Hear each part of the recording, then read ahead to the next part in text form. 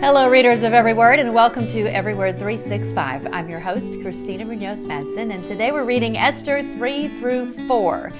Do you find yourself in a situation similar to Esther's, where you wish you could hide in the palace, so to speak?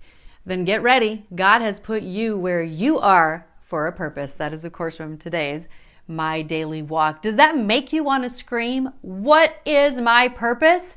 Yeah, you're not alone. Most of us will spend our entire lives trying to figure that out.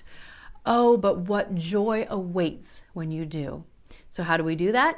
I always suggest starting with the spiritual gifts test in an effort to identify your God-given strengths and talents.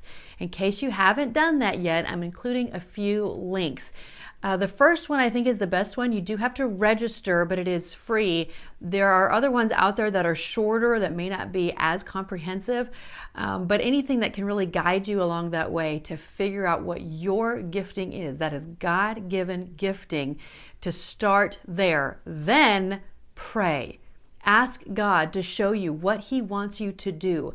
But once you feel it in your gut through the Holy Spirit, be ready to do it, no matter what.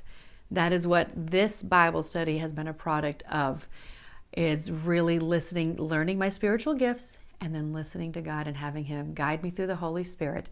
And that's where Every Word 365 came from.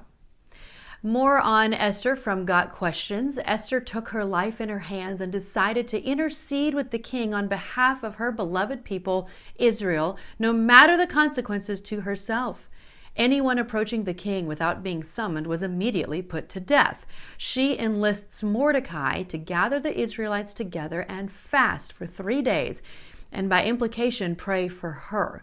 Esther's fast could have no other object but to obtain God's favor and protection in the dangerous course on which she was about to enter. When this is done, I will go to the king, even though it is against the law, and if I perish, I perish. Her bravery and faith in God are a testament to the trust this young woman had in the living God. She is a lesson in God's sovereignty over His creation. He maneuvers every aspect of life to position people, governments, and situations for His plan and purpose. We may never know what God is doing, but a time might come when we realize why we have gone through certain experiences, or met certain people, or lived in certain areas, or shopped in certain stores, or taken certain trips. The time may come when everything comes together and we look back and see that we too were put in that moment of time, just as Esther. She was put into a harem for such a time as this. She was given to a king for such a time as this.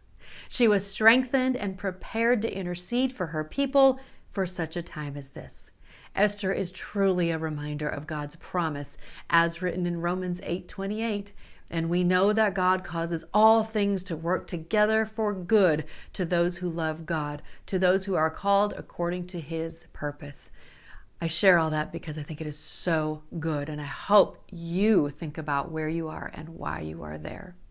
And of course, the bold printed line that says, only when we place ourselves in God's hands can we bring glory to Him and growth to ourselves. Such good, inspirational words, and I hope they ring true to you and hit you where you need to be hit. Tomorrow is Esther 5 through 7. Happy reading.